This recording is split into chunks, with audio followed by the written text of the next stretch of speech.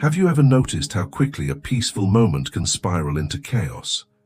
1 minute everything seems fine, the air is still, your thoughts are quiet, and then suddenly, it hits. The blaring horns in traffic, a single rude message, a co-worker's snide comment, a wave of bad news, the pressure mounts, and before you realize it, you're no longer in control. Your thoughts are racing, your heart is pounding, your jaw is clenched. Sound familiar? Why is it so hard to stay calm? Why does it feel like our own minds betray us the moment life gets even a little difficult? Here's the hard truth, something most people never want to admit. If you don't train your mind, it will control you. And when your mind is in control, when your emotions take the wheel, you become reactive. Every little inconvenience becomes a crisis. Every comment feels personal, and every challenge starts to feel impossible. But what if there was another way? What if I told you that some of the wisest people in human history, philosophers, leaders, warriors, faced storms far worse than ours, yet remained calm, centered, and unshakable? They weren't born with that strength. They trained for it. They followed a path, a mental discipline called Stoicism, the ancient art of mastering your inner world. Stoicism teaches us one fundamental lesson. Peace does not depend on what happens around you. It depends on how you choose to respond. And that choice, it belongs to you. Today, you're going to learn how to train your mind to stay calm, not just when everything is going well, but especially when your world feels like it's falling apart. Because no matter what life throws at you, it always comes down to two choices. Control your mind, or be a slave to it. Before we dive in, let me share a story about someone who could have been anyone, maybe someone like you. His name was Thomas, 33 years old, a pretty average life on the outside, steady job, decent relationship, no visible crisis. But on the inside, he was carrying a storm. Thomas had one dangerous habit. He bottled everything up. The work stress, the snide remarks, the little failures, the disappointments, the unmet expectations. All of it. He never yelled, never snapped. He just swallowed it, pretended it didn't matter, kept showing up, kept functioning. But inside his head, it was a hornet's nest, buzzing, tight, angry. And every night, without really knowing why, Thomas would come home and explode over nothing, the neighbors being too loud, the package not arriving on time, the toast burning, the internet being slow. It wasn't about the toaster, it was about the pressure he never released. And then one summer night, it all boiled over. His partner looked him in the eye and said calmly, "You're always angry." And that sentence was the spark. Boom. Doors slammed, yelling, accusations, tension that had built for years finally erupted. But that's not the surprising part.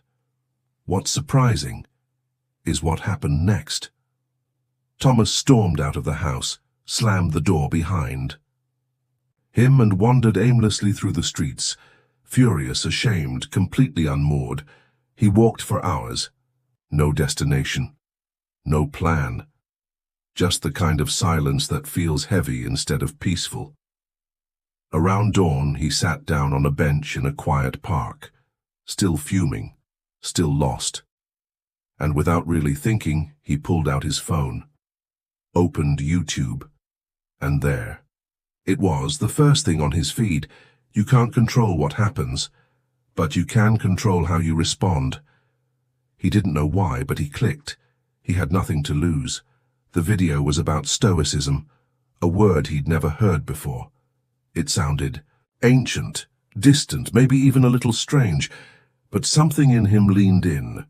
And that moment, tired, alone, sitting on a park bench at dawn, was the beginning of everything changing. That YouTube video, random, unexpected, wasn't just a distraction. For Thomas, it was a door. And once it opened, everything began to shift. He didn't sleep that night. He stayed up watching more videos, digging deeper, reading names he'd never heard before. Marcus Aurelius, Epictetus, Seneca. At first it was just curiosity, but the more he read, the more something clicked. These weren't just poetic phrases or pretty quotes for Instagram. They were ancient truths, painful, raw, and piercingly real. It's not things that upset us, but our opinion about them. That single idea hit Tomas like a thunderclap. All these years he had blamed the outside world, his job, his partner, his past, for his anger and unrest. But now, he saw it differently. The more power something has over you, the weaker. You are in front of it, and perhaps the most powerful of all, choose not to be hurt and you won't be. Tomas had spent his life reacting. Now for the first time he saw a different way. He realized something no one had ever told him. Calm isn't a gift. It's a skill, a discipline. Something you train, day by day, moment by moment. And so he began, not with massive changes, but with small conscious steps. Before replying to a heated message, he'd breathe. Before complaining, he'd observe.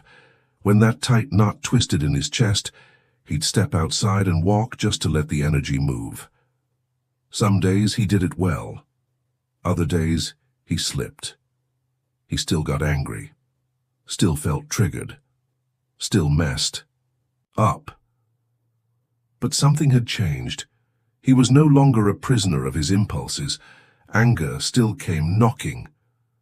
But now, he didn't open the door so quickly, and little by little, without anyone really noticing, Tomas began to transform. He became someone who didn't react to everything, someone who didn't need to raise his voice to feel in control, someone who understood that true power isn't something loud, it's something quiet, not something you show, something you feel on the inside. Now maybe you're not Tomas, but I'm willing to bet you've been where he was. You've had moments where your thoughts spun out of control, where your emotions led you into arguments, regret, or quiet frustration, where your mind dragged you somewhere you didn't want to go. And maybe, just like him, you're on the verge of discovering a truth that could change your life. Calm doesn't come when everything outside is perfect. It comes when everything inside is steady. That's what we're here for today, to train that inner stillness, so you're no longer at the mercy of traffic, your boss's mood, the weather, or someone else's opinion, so that peace becomes something you carry with you, not something you chase, because if Tomas could do it, broken, exhausted, and lost at dawn, so can you. Let's begin. But before we move forward, if this content is bringing value to your life, take a moment to hit that subscribe button and consider becoming an exclusive member to unlock unique perks, deeper content, and guided support from this growing community. And in the comments, tell us, what will you do today to take control of your mind, or simply write, I'm a Stoic. Let's grow together, one step, one breath, one choice at a time. Who's in charge here, you or your mind? Let me guess. You've had days where you woke up feeling strong, motivated, ready to take on the world. And then, out of nowhere, one tiny setback throws you off completely. You send an email with a typo.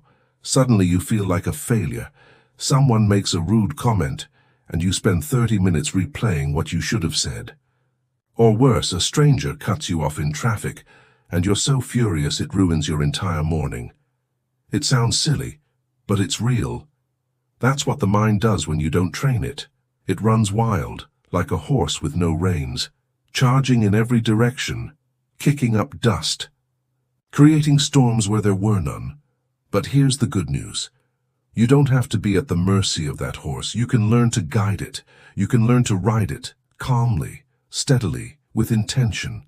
And that is exactly what we'll begin. Training starting now. Remember that wild horse we talked about? If you don't learn to guide it, it won't just run off. It'll drag you through the mud, without mercy. It doesn't matter what your intention is, whether it's to stay calm, to make better decisions, or simply to live a life with less stress. Because here's the truth. If you don't take control of your mind, it will take control of you. And it's ruthless when it does. Picture this. You're in a meeting. Things are smooth. You're engaged, relaxed, maybe even enjoying the flow of the conversation. Then boom, someone drops a sharp comment, a backhanded jab disguised as a joke. It hits you in the gut, not physically, but emotionally, like a punch, straight to your ego. Your body reacts instantly. Your chest tightens. Your blood pressure spikes. Your head floods with sarcastic comebacks that would put that person right back in their place, and for a split second, you feel justified. But pause. Ask yourself, is it really necessary to respond like that? Or is this just your untrained mind pushing you to react before you've even had time to think? This is the exact moment where Stoic wisdom steps in. Epictetus said it over 2,000 years ago. It's not things themselves that disturb us, but our interpretation of them. Let that sink in. Is that comment really that bad? Or is it just the meaning your mind is attaching to it? Let's break it down with an example. Someone says, "You could have done that better." Now, how does your brain respond? Option 1. Your mind spirals. You think, "They must think I'm incompetent." You feel embarrassed, and before you know it, you're mentally scanning through every past mistake, reliving your failures, second-guessing your worth. But what if your mind chose a different path? What if you paused and interpreted it simply as, maybe that was just feedback, a neutral observation, a chance to improve? The words didn't change, but your story about them did. That's the power of interpretation. Here's the real issue. Most of the time, we don't even realize our mind is messing with us. Why? Because your brain, specifically your amygdala, is ancient. It was designed to keep you safe from danger. And back in the day, danger meant a lion hiding in the bushes. The problem? That part of your brain hasn't evolved fast enough to know the difference between a predator and a passive-aggressive comment in a meeting. To your amygdala, danger is danger, and it responds the same way, fast, emotional, reactive. That's why your job is to train your brain to pause, to recognize that not every threat is real, not every emotion deserves a reaction, because calm doesn't just show up out of nowhere. It's not something magical or accidental, it's a muscle. You build it, you strengthen it, you train it. So, how do we start? Step 1. Use the 3-second pause. When something triggers you, don't rush to react. Breathe. Count slowly. 1, 2, 3. It sounds simple, but that tiny pause is powerful. It gives your rational brain time to catch up before your emotional brain takes over the show. Step 2. Rewrite the story. Instead of telling yourself, "They disrespected me, I have to respond," say, "I'm not wasting my energy on this." Because when you change the narrative, you change the impact. The situation may be the same, but how it affects you, that's entirely in your hands. Step 3. Activate observer mode. This is one of the most underrated but powerful tools. Imagine the situation is a scene in a movie. You're not the main character anymore. You're the audience. Watching yourself from the outside, what would that version of you think? Would they say, "Stay calm"? Would they laugh at how unnecessary the drama is? That mental shift creates distance, and in that distance, you find power. So next time you feel your heart racing, your fists clenching, your thoughts spiraling, remember what we just talked about. You have the power to pause, to reinterpret, to observe. You're not at the mercy of the storm. You're the one holding the reins. Now ask yourself, how would the wisest, calmest person in history respond in this situation? Would they get rattled by a sarcastic comment? Would they lash out over a joke, a delay, a moment of discomfort? Of course not. The wise don't let small things shake them. They don't hand over their peace so easily. They protect their inner calm like it's sacred, because it is. And here's the truth. If you don't take control of your mind, someone or something else will. And most of the time, that someone is not an enemy. It's not a person. It's your automatic reaction, that primitive surge of emotion that grabs the wheel without asking. And ironically, it's those moments when you don't even think where the most damage can be done. So the next time anger, frustration, or fear comes knocking on your door, stop, breathe. Remember, the reins are in your hands. You get to choose whether you'll guide your thoughts or be dragged by them. Don't let anger make you lose everything. Now imagine this. You're driving peacefully down the highway. The road is smooth. The sun is out. Your favorite music is playing. Everything feels calm. But suddenly, the steering wheel jerks. Not just once, but violently. You try to correct it, but it's like the car has a mind of its own. It swerves left and right. You press the brakes, they don't respond, panic rises. Why? Because you're no longer in control. And the car, it's taking you wherever it wants. That's exactly what anger feels like. One second you think you're the driver. The next you're being hijacked by your own emotions. Anger takes over the wheel, and it doesn't care who it hurts or where. It crashes. It pushes you to say things you never meant, to act in ways you regret. And by the time you finally stop, what's left is wreckage. Because anger doesn't just knock you off balance. It pulls you away from what you value most. Clarity, calm, control. And if you need a real-world example of how quickly anger can destroy everything, just look at Will Smith at the Oscars. It was supposed to be his night, the highlight of his career. He was minutes away from receiving the most prestigious award of his life. And then Chris Rock made a joke, a comment about his wife. What did Will do? He didn't pause, he didn't breathe, he didn't think. He stood up, walked across the stage, and in front of millions, slapped Chris Rock in the face. That was the moment when anger grabbed the wheel. And in a single second, years of respect and admiration went off a cliff, because that's what anger does. One impulsive move, one moment of untrained reaction, and everything you've built can fall apart. Now ask yourself, was it worth it? Centuries. Ago, the Stoic philosopher Seneca said, "The one who gets angry suffers more than the one who caused the offense. The one who throws the first jab, they move on. They forget it in minutes. But you keep carrying it. You replay it. You relive. It lives in your chest, your head, your energy." That's why Seneca had a powerful rule. Never react in anger. When someone tried to provoke him, he gave himself time. He knew something most people still don't understand.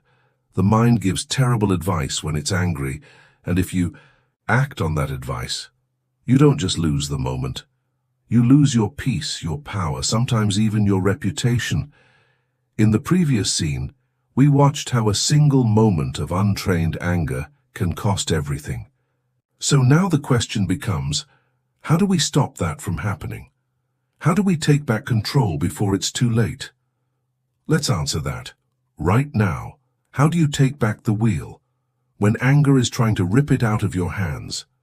The truth is, you don't need to wrestle it to the ground. You just need to let it pass without clinging to it. Sounds simple, right? Well, neuroscience backs it up. Dr. Jill Bolt Taylor, a renowned brain scientist, discovered something remarkable. The physical reaction of anger in the body only lasts about 90 seconds. 90 seconds. Let that sink in. That's shorter than most YouTube ads. Shorter than boiling an egg. Shorter than the time it takes to scroll through your morning news. So the question isn't, can you survive 90 seconds? The question is, Why do you let it last hours, days, or weeks? The problem isn't the anger itself. The problem is what we do inside those 90 seconds. We fuel it. We replay the moment, we amplify the insult, we imagine what we should have said. We build entire court cases in our head, and just like that, something temporary becomes a mental prison.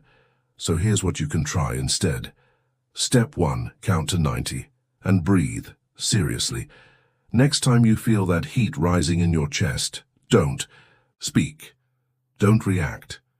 Just breathe. Notice it like a wave. Watch it rise, feel it peak. Then let it roll back into the ocean of your awareness. Step 2, move your body. Shake it off, literally. Anger isn't just in your mind, it's in your muscles. Tight jaw, clenched fists, tense shoulders, rapid heartbeat. It's a full-body experience.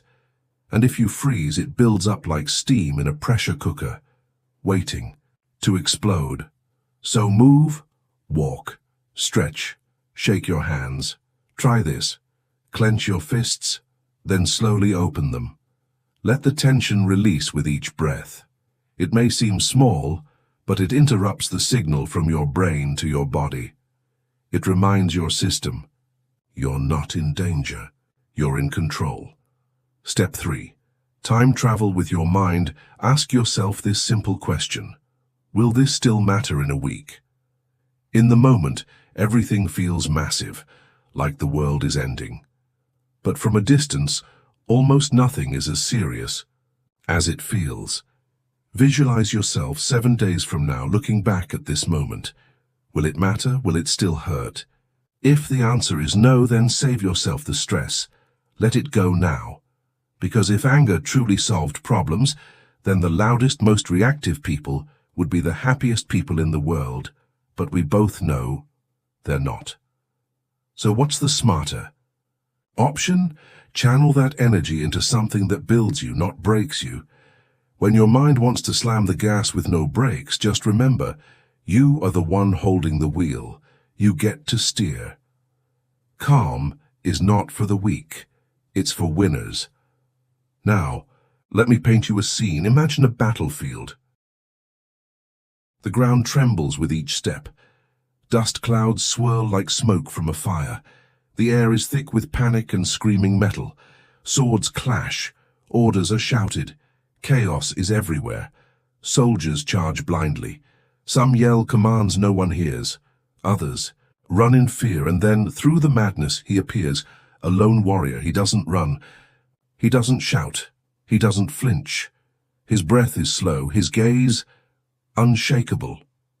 He moves with calm, not cowardice, with precision, not panic. He is not frozen by fear or ruled by rage. He waits. He watches. He chooses the exact moment to strike, and when he does, it's with mastery, because true strength isn't in reacting fast. It's in acting with intention. That is the power of calm, not weakness, not passivity, but a sharpened edge of self-control. In the chaos of the battlefield we just envisioned, the one who walked with unwavering calm was not weak. He was powerful. Not because he shouted the loudest or moved the fastest, but because he owned the moment with complete control. And that kind of presence, it's what truly commands respect. In our modern world, it can seem like noise equals authority. Raise your voice, cut someone off, dominate the conversation, and suddenly you're winning, right? But here's the truth. Calm isn't cowardice. It doesn't hold you back. It guides you. It anchors you. It gives you power when everyone else is losing theirs. Think about that. In today's world, we often confuse rage with strength and volume with confidence. But what if it's the exact opposite? What if real strength lies in silence, in not reacting, in standing tall while others stumble, in refusing to perform the outburst that everyone's expecting? When you don't take the bait, you flip the script. Even the great Roman Emperor Marcus Aurelius saw this clearly. Centuries ago, he wrote, "The best answer to anger is silence." And he didn't write that from weakness. He led legions, ruled an empire, faced war, death, and betrayal. But he knew this. When you react with rage, you hand over control. Silence isn't emptiness. It's deliberate restraint. You're not numb. You're not indifferent. You're simply choosing not to fuel the fire. And that choice? That's what separates reactive minds from masters of calm. Modern leadership expert Simon Sinek echoes this same wisdom. Real leaders aren't the ones who shout loudest. They're the ones who stay composed in chaos. Whether it's the boardroom or the dinner table, the calmest person in the room, they lead because they radiate certainty when others are spinning out. Now picture this, you're standing in your kitchen, frustrated because the landlord still hasn't fixed that damp patch on your ceiling. You're already tired, and he starts getting defensive. The heat builds. Your first instinct, cut him off, raise your voice, push back. But wait, what if you didn't? What if you chose a different response? You pause, take a breath, and speak firmly, but calmly. No shouting, no drama, just clarity. And guess what? You don't lose power. You gain it. You're not being weak, you're showing you know exactly what you want, and you're not afraid to ask for it without losing yourself. That's what true composure looks like. So how do you develop this kind of inner stillness, the kind that doesn't just help in meditation but works when things get messy? Here are 3 essential tools. First, use strategic pauses. When the tension rises, resist the urge to react immediately. Pause for 2, 3, maybe even 5 seconds. That silence, it carries more weight than most arguments. It makes the other person slow down. It shifts the dynamic. Suddenly they realize they're not in control of your emotions. Second, master the rhythm of your voice. You don't need to raise your voice to be heard. In fact, the louder you go, the more people tune you out. But someone who speaks slowly, clearly, with calm authority. Everyone listens. That kind of composure draws attention because it's rare. Calm has its own volume, and it's far more commanding than shouting. Third, practice the Stoic gaze. You've seen it. That unwavering look. No anger, no fear, no mockery, just a steady, composed presence. When someone tries to provoke you and you respond with stillness, they're disarmed. They expected a reaction, an explosion, a performance. What they get is your peace, and that throws them off more than any insult ever could. So remember this, that warrior walking calmly through the battlefield, he wasn't passive, he wasn't afraid, he was trained. And now, it's your turn. He's the calmest one on the battlefield, and also the most dangerous, because calm is a strategy, a silent strength, a kind of power that doesn't need to scream to be heard. It's what separates those who merely react from those who lead. And once you've learned to hold on to calm, even when everything around you is shaking, you've already won. Now here's a truth we don't like to admit. Life isn't fair. Yes, I know it's not comforting, but let's stop sugarcoating it. You can work hard, you can be kind, loyal, disciplined, you can do everything right, and still, someone who does half the work, cuts corners, or knows the right people, gets ahead. Is it unfair? Absolutely. Can you control it? No, and that's the harsh reality. So what do? Let it destroy your peace. Let it fester and fill your thoughts with anger and frustration. You already know what that leads to. Mental chaos, anxiety, stress, and worst of all, a loss of clarity. That's why, if there's one superpower you truly need, it's not control over others. It's the ability to stay calm when life feels deeply unfair. Let me tell you the story of Marta. She had been working as an admin assistant for over a decade. Reliable, punctual, always one step ahead. She was the kind of person who never missed a deadline, who held the whole department together behind the scenes. Then a promotion opened up. She applied. She was clearly the most qualified, but the job went to someone else. Someone with just 6 months of experience, who not so coincidentally was the boss's nephew. Marta was crushed, invisible, forgotten, and yes, deeply hurt. Now here's where the story could have taken a turn. She could have yelled, quit dramatically, shut down emotionally. But she didn't. She remembered a lesson from Epictetus. Do not ask for things to happen as you wish. Wish for them to happen as they do, and you will find peace. At first it felt like just a quote, but slowly it became her compass. Because asking life to be fair is like yelling at the rain for getting you wet. You can stand there, arms crossed, fuming, or you can grab an umbrella, accept it, and keep moving forward. And that's what Marta did. She didn't stay stuck in the injustice. She didn't let resentment rot her spirit. She accepted what she couldn't change and focused on what she could. Eventually, she landed a job at a new company, a place where her talent was seen. Today, she's training others, respected, valued. The past didn't magically rewrite itself, but she didn't let it break her either. Now pause for a second. Put yourself in Marta's shoes, or better yet, think of a moment when you gave your all and still got the short end of the stick. A scholarship, a job interview, a project, a friendship. And suddenly you're sitting there thinking, it's not fair. I did everything right. I deserved better. Your mind spins. It tells you to shout, to explode, to give up. But where does that get you? This is where calm becomes your weapon. When you don't allow unfairness to shatter your peace, you keep your power. And here's a simple but powerful challenge. Try the acceptance challenge, just for one day. No complaining, not about traffic, not about your boss, not even about the weather. Just observe, accept, and recenter on what you can control. It may sound small, but your mind will notice.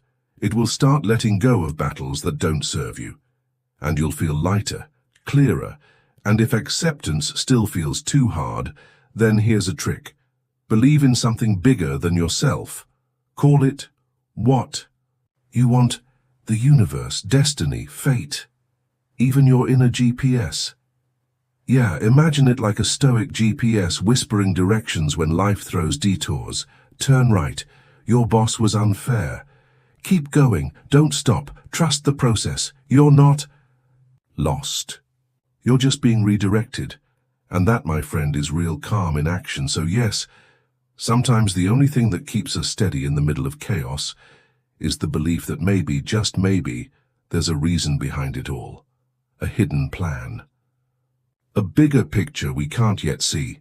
And that's okay, because if there's one mindset that will transform your life, it's this. Stop resisting what you cannot change. Life won't always treat you fairly. It won't always give back in equal measure. But how you respond, that's always within your power. Now let's take a moment, you and I, and think back. What's one moment in your life that felt painfully unfair? Maybe it was being overlooked, misunderstood, mistreated, or misjudged. How did you handle it? What did you choose to do? I want you to share that story in the comments, because here in this space, we're not just viewers, we're a community, growing together, learning from each other, lifting each other up. Let's talk about control. Here's something that might surprise you. Losing control is a choice. You've probably experienced this. You're waiting calmly in line at the supermarket. Everything's peaceful. And then, out of nowhere, someone cuts right in front of you. No apology, not even a guilty look, just a smug smile like nothing happened. And your blood starts to boil. So what do? Do you explode?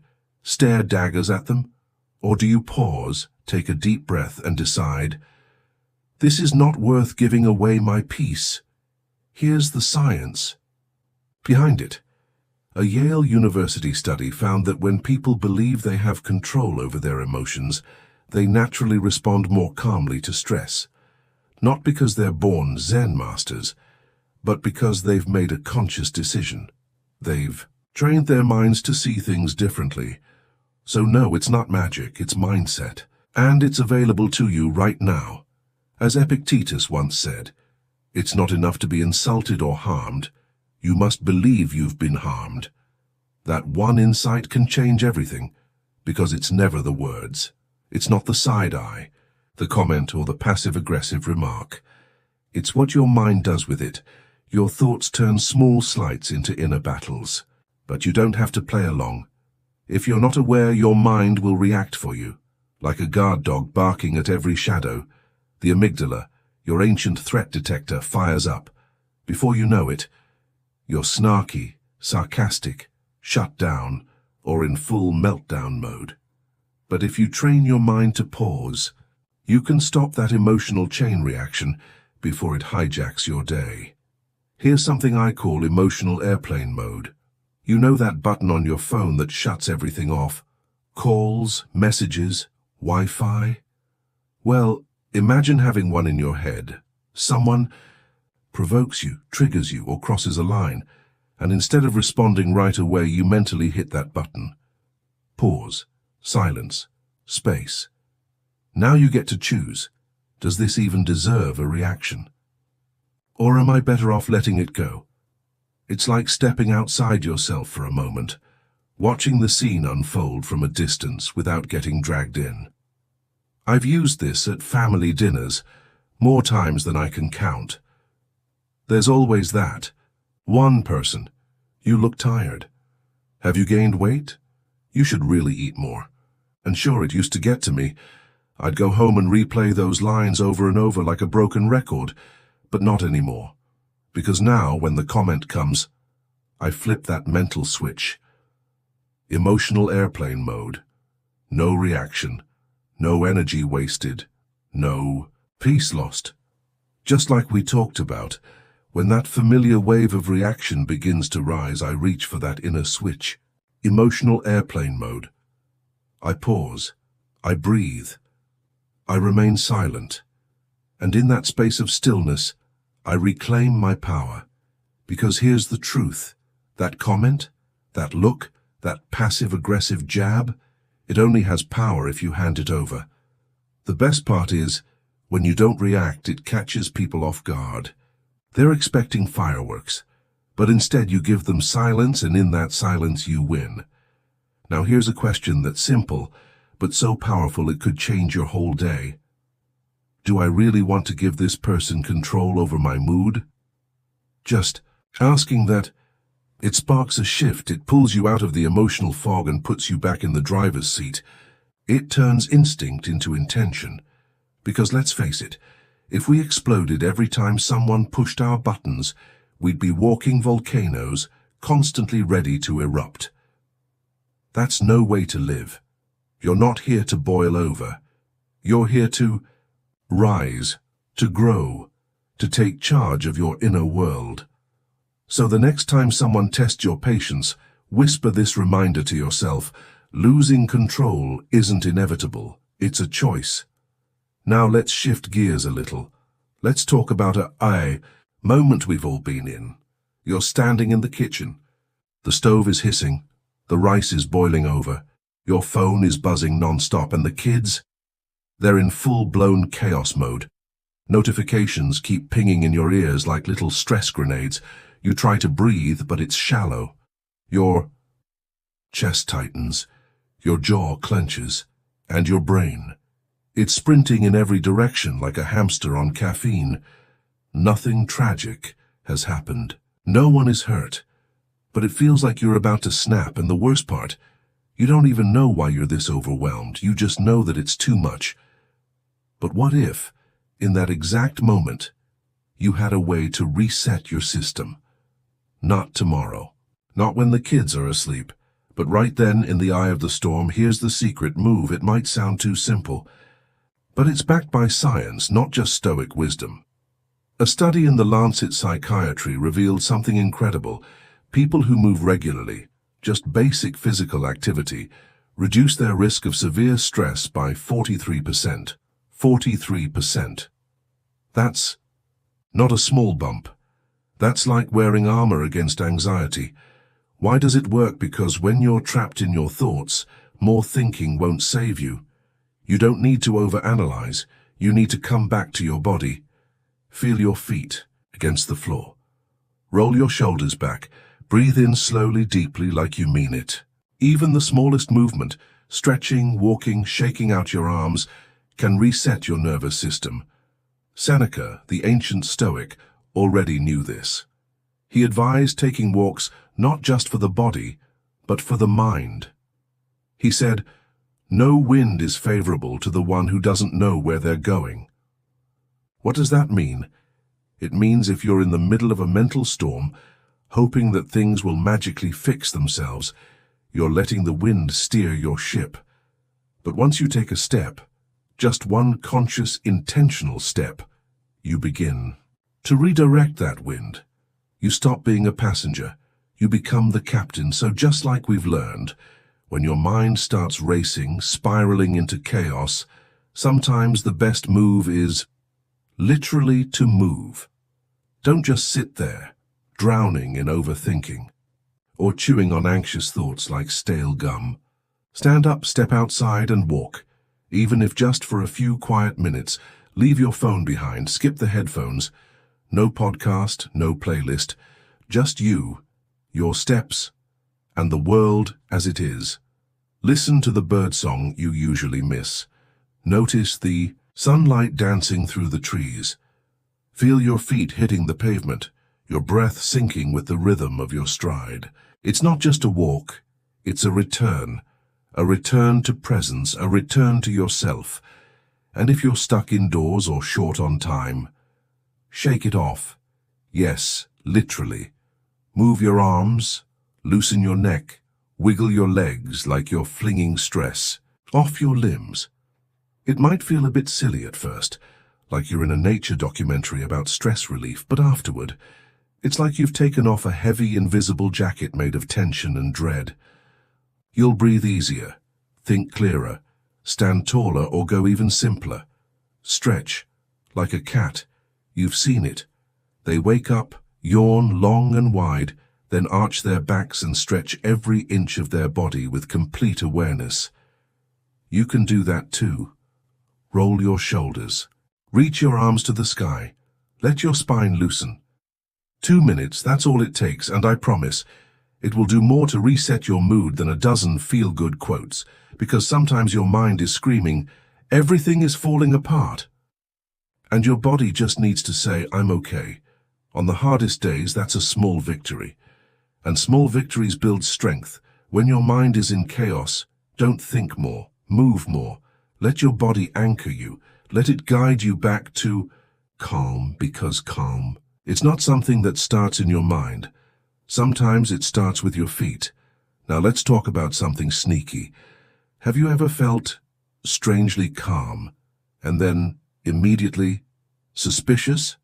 You think, I feel peaceful today. Then your brain whispers, wait, something's wrong. This is too quiet. What did I forget? And boom, just like that, the calm you were enjoying turns into a storm of irrational anxiety. Why? Because somewhere deep inside, we've been wired to distrust peace, to believe that calm is only allowed when the world outside is perfect. But what if that's not true at all? What if calm isn't something you're given when traffic is smooth, your boss is kind, and everyone agrees with you? What if calm is a choice, a decision you make, even when everything around you is falling apart? Seneca, the great Stoic philosopher, understood this better than anyone. He didn't just write elegant quotes. He lived them. He counseled emperors. He faced betrayal, exile, even death threats. And still he chose composure. He once said, "The more power something has over you, the weaker you are in front of it." He didn't mean that to sound poetic. He meant it because he had walked through fire and come out steady. Can you imagine Seneca walking into a room, someone trying to provoke him, and instead of reacting, he calmly presses some invisible serenity switch in his mind? No drama. No rage. Just quiet, unshakable control. Today, psychology has a term for that: emotional regulation. And no, it's not something you're born with. It's not a lucky genetic blessing or a magic chip. It's a skill, a trained muscle. Those people who seem unbothered by chaos, who stay calm even when the world around them is falling apart. They're not special, they've just practiced, and so can you. As we mentioned earlier, those people who always seem calm. They're not flawless, they've made mistakes too. But what sets them apart is this: they've learned to respond rather than react. And yes, you probably know someone like that. That one friend who, even in the heat of an argument, simply sips their coffee and responds with a level of calm that feels almost surreal. They don't raise their voice. They don't rush to defend themselves. It's like they're operating on a whole different frequency. And you wonder, how do they do it? The truth is simpler than it seems. They've realized that calm isn't a reward for when things go smoothly. It's a choice. And losing control, that doesn't help. Ever. One practice that's helped me tremendously is what I call the emotional plan B. What is it exactly? It's deciding in advance how you want to react when life throws you into a tense moment. I know, easier said than done. There will always be someone or something trying to push your buttons, but when you've already chosen your emotional response, it's a lot easier to stay composed when the moment hits. It's like already having a map when the storm starts. Another powerful tool? Create your own calm zone. No, it doesn't have to be a candlelit corner with Zen music playing, though if that's your thing, more power to you. It can be simple: a calming song, a quick walk, a short journaling session, even reading a few pages of a good book. It's a space, mental or physical, you can retreat to when life gets too loud. It's your personal reset button. There's also one sentence I often repeat to myself when everything feels like it's about to overflow: I can be part of the problem or part of the solution. It helps me pause and ask, do I want to add more tension to this moment, or do I want to bring in peace? And when I choose peace, truly choose it, everything shifts. It's like the storm loses its power. My friend, your mind will try to pull you in every direction. It will urge you to react, to get angry, to spiral into worries about things that haven't even happened yet. But only you can decide if you want to play that game. Only you can choose whether to get swept away or to plant your feet firmly on the ground and stand still. And here's the beautiful truth: if calm is always an option, if it's always sitting quietly, waiting for you, why not start choosing it more often? Because the more you choose calm, the easier it becomes to return to it. And the more you return, the freer you become. 8. You are not what happens to you. You are what you choose to do next. Life can hit hard. People may betray you. You might lose your job, your plans, or even your sense of direction.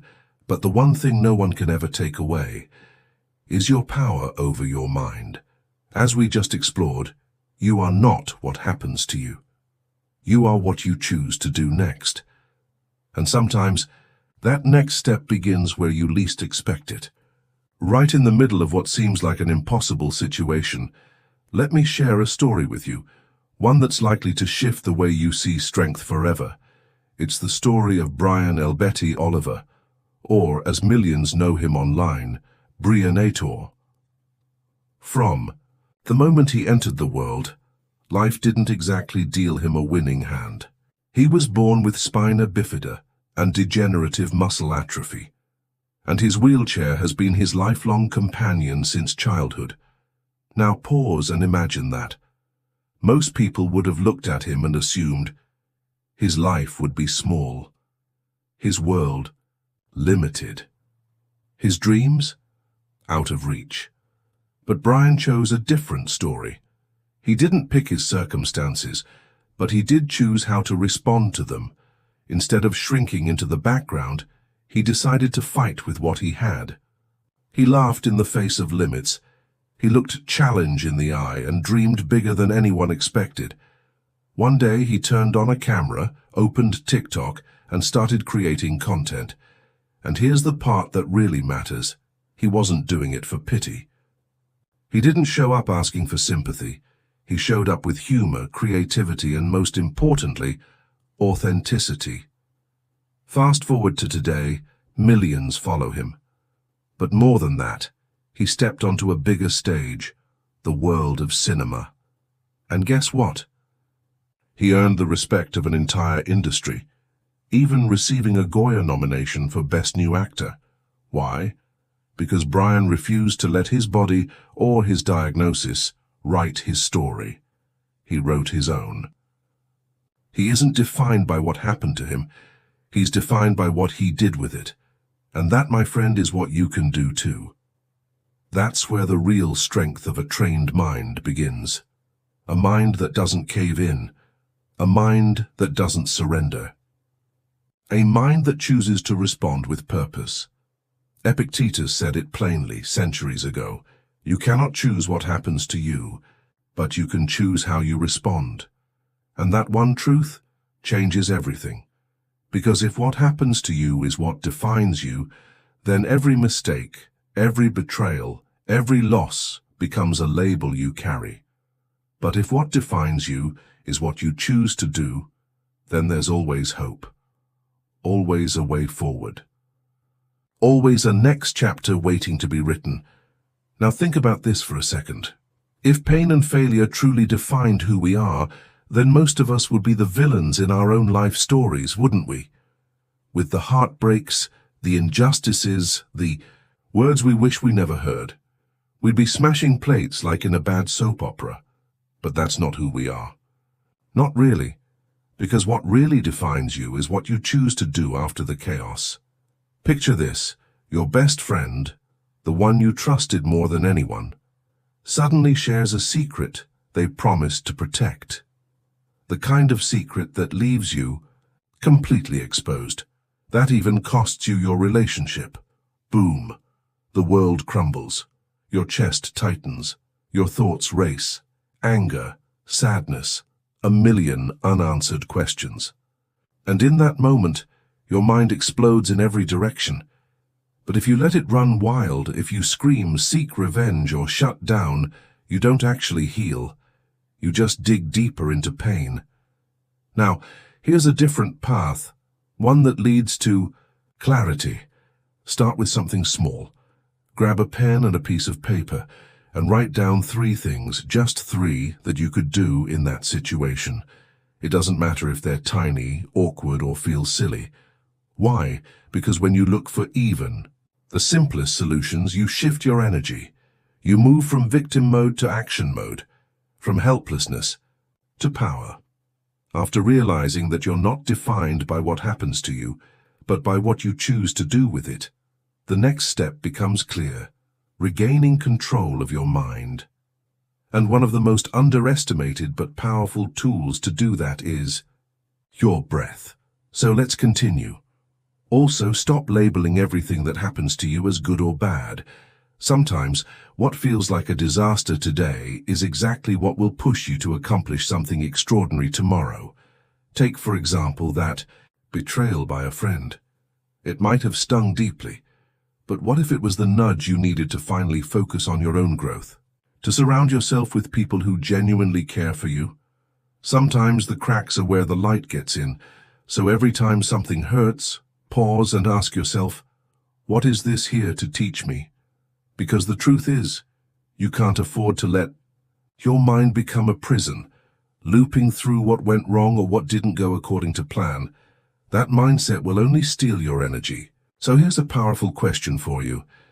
If your identity isn't shaped by the events that happen to you, but by how you respond to them, what kind of story are you writing with what you have right now? Because that story, your story, begins the very moment you decide not to give up. And to make that decision, what you need isn't brute strength. You need a mind that's strong, steady, and above all, calm. Now let's talk about one of the most overlooked superpowers of a calm mind, breathing. 9. Learn to breathe, and you'll master your mind. Did you know that your breathing can determine whether you freak out or stay centered? See, it's not mysticism, it's pure grounded science. And here's the strange part. We breathe all day, every day, yet barely notice how we do it. And that's the trap. according to Patrick McKeown, renowned breathing expert and author of The P. Oxygen advantage. Most people breathe the wrong way, too fast, too shallow. And what does that do? It switches on the sympathetic nervous system, your fight or flight mode, as if you're being chased by a lion. Even if all that's in front, our view is a passive-aggressive email or a tense conversation with your boss. In those moments, your body sounds the alarm for a threat that doesn't deserve it. And when that alarm rings, your mind spirals. It gets overwhelmed, loses clarity, and reacts impulsively. But here's the game changer.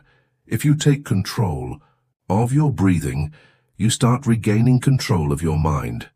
Marcus Aurelius nailed this in his Meditations. If you are troubled by something external, it is not the thing itself that disturbs you, but your judgment of it. And you can change that judgment at any time. And you know what's one of the fastest ways to change that judgment? Not more thinking.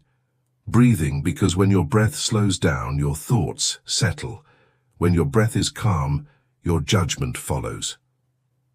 Just the other day, I was listening to a podcast by Jefferson Pfizer, lawyer, communicator, and expert in emotional management, and I was captivated by what he said.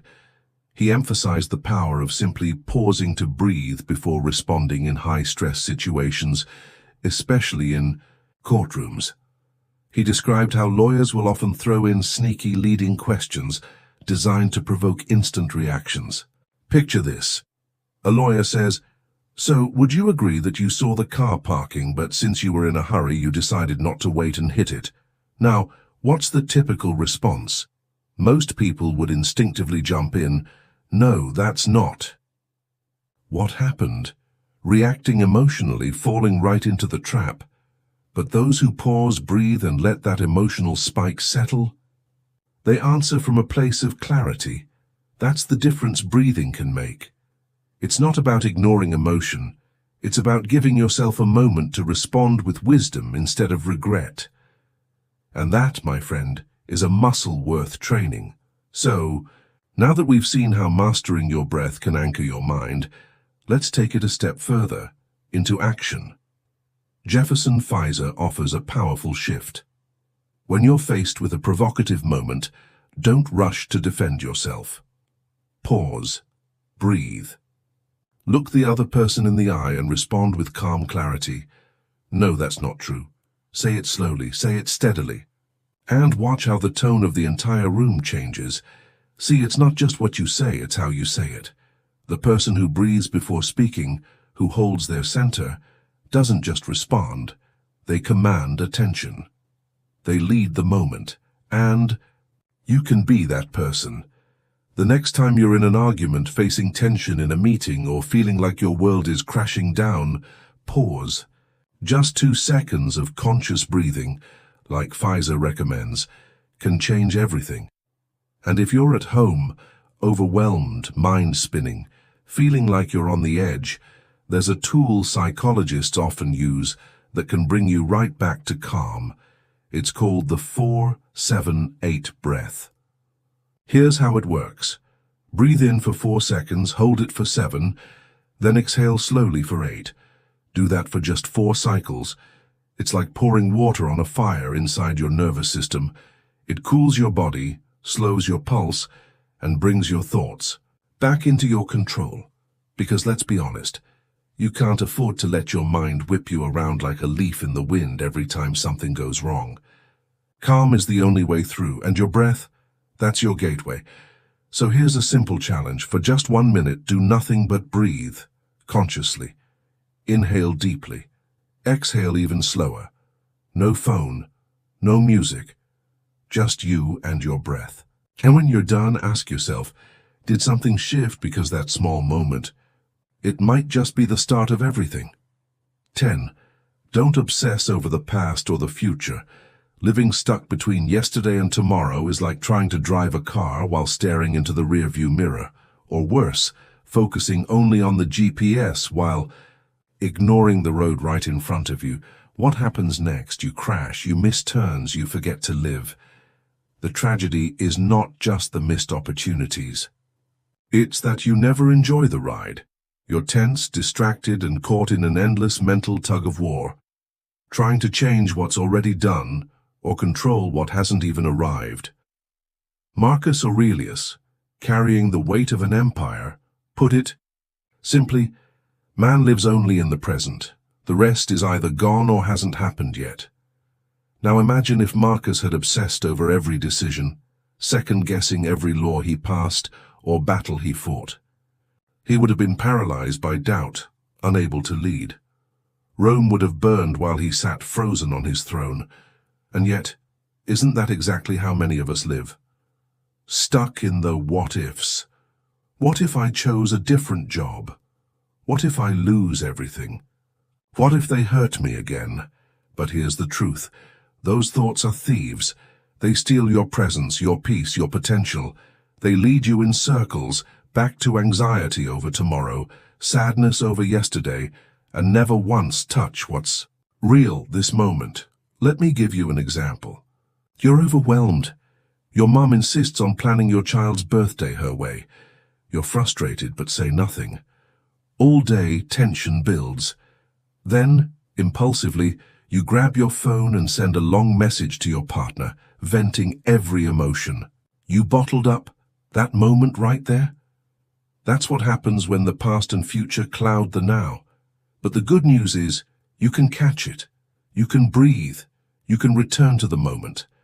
Because this is where your power is.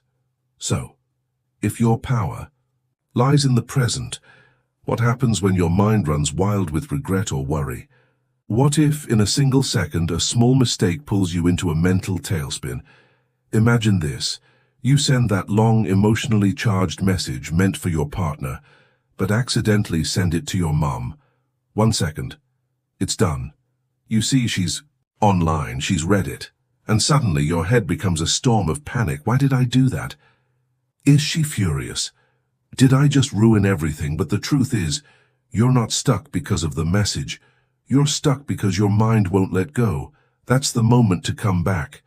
Back to now, because replaying the mistake won't unsend the message. Obsessing won't help. The only thing that will is action in the present. And here's how you anchor yourself again. First, try the mental anchor technique. Keep a small object with you, a ring, a coin, a stone, something simple. And when your mind starts drifting, whether it's regret over what happened or fear over what's next, touch that object. Let it remind you, you're here, now. This is what matters. Next, use the 1-minute reset. Just 60 seconds. Close. Your eyes or don't, doesn't matter. Focus only on what's around you, the hum of the room, the texture under your feet, your breath. This brings your spinning thoughts back to center, like hitting the reset button on your mental clutter. Finally, ask the question that matters most. What can I do right now to fix this? Not to justify, not to spiral into guilt, but to act. If there's something you can do, do it. If there's not, let it go. Don't let your mind drag you into every corner of regret and fear. You don't have to follow it down every dark alley it creates, because the truth is simple. Only calm can take you where you want to go. And calm doesn't exist in the past or the future. It lives right here, in this moment. And now that you've come back to center, here's something surprising. What comes next isn't some grand strategy or ancient philosophy. It's much more simple, more accessible, and it starts in a place you might not expect. Your hands. 11. Use your hands and clear your head. Let me ask you something. When was the last time you actually did something with your hands? No, not typing on a screen, not scrolling or clicking. I mean real tactile action, kneading dough, planting something, fixing a broken hinge, sketching for the sake of it. We live in our heads so much that we forget we have a body. We forget the grounding power of touch, motion, and simple creation. Is it any wonder we feel overwhelmed? But here's the way out. It's not in a book. It's not in a feed. It's in your hands. Epictetus said, "Don't explain your philosophy. Embody it." And embodiment starts with doing. You see, worry thrives in stillness. When you sit and think and overthink, you're just digging deeper into anxiety. But when you do something, physical, present, you send your brain a new message: I'm grounded, I'm here, I'm in charge, and science backs it up. Psychologist Mihaly Csikszentmihalyi, the guy with the unpronounceable name, discovered the flow state. That beautiful mental space where time fades, stress disappears, and you're fully immersed in what you're doing. And what kinds of things lead to that peaceful state? Not overthinking, not worrying, but simple acts of doing: baking, painting, planting, cleaning, even handwriting. These actions force your mind to slow down and sync with the present. They pull you out of the chaos. So next time your mind feels like a tangled mess, don't think more. Do more, with your hands, with intention, and let presence return one movement at a time. That power of presence, of doing something tangible with your own hands, has been known and used even in the most chaotic moments of history. During World War II, soldiers didn't just sit with their fears and anxieties. In their rare moments of downtime, many of them turned to manual work: wood carving, mending uniforms, fixing broken gear. From the outside, it might have seemed trivial, even childish. But inside, something powerful was happening. It wasn't just distraction. It was therapy. Creating something with their hands became a way to reclaim a sense of control, a slice of calm in a world turned upside down. And the results? Soldiers who engaged in these simple acts showed significantly fewer signs of PTSD. They had less anxiety, more clarity, a greater sense of inner balance. While some were paralyzed by fear or memories, others found peace in the act of doing. So when your mind feels like a storm, try this: paper therapy. No, you don't have to. Be an artist, just draw, doodle, color outside the lines if you want to. Put on your favorite music, grab a pen or a crayon and let your hand guide you. Before you even realize it, you'll feel the fog begin to lift, or go simpler. Modeling clay. Yes, like when you were a kid. Squish it, shape it, roll it into balls, flatten it out. It might feel silly at first, but your hands know what to do, and your brain, it starts to quiet down. Honestly, if the ancient Stoics had discovered modeling clay, we might be quoting Plato with Play-Doh in our hands. Another way back to calm: cook. But not with your phone propped up beside you flashing a recipe video. No notifications, no distractions. Just you, your ingredients and your senses. Chop, stir, taste. Get elbow deep in flour or sizzle some garlic in a pan. As your hands move, your thoughts settle. Because when you're there, fully there, chopping carrots or kneading dough, you're not thinking about deadlines, heartbreaks, or bills. You're connected. You're alive. And that brings calm. Don't let your mind drag you through spirals of overthinking without giving yourself this chance to pause, to create, to reset. Because yes, only calm will take you where you want to go. And sometimes calm doesn't come from thinking harder or meditating longer. Sometimes it comes from touching life, feeling it, living it, with your own two hands. So here's your final challenge. The next time your thoughts are racing, don't try to outthink the noise. Use your hands, draw, cook, plant, sew, build, fix, do something real. And who knows, maybe you'll discover a hidden talent. Or maybe more importantly, you'll rediscover yourself. Because training your mind to stay calm isn't something that happens in a single moment. It's a practice, a choice, a way of life. Every time you resist anger, every time you quiet fear, every time you plant your feet in the now and choose calm, you reclaim your power. So if you've made it this far, drop a comment below. I choose to live in calm. Let's see who the true Stoic warriors are. And if this video helped you, don't forget to like, subscribe, and hit that notification bell so you never miss what's coming next. We've got more timeless lessons, inspiring stories, and powerful tools waiting for you right here on Stoic Havenway. Tap the playlist on screen, and let's keep walking this path together. Until next time, take care, and keep embracing your inner Stoic.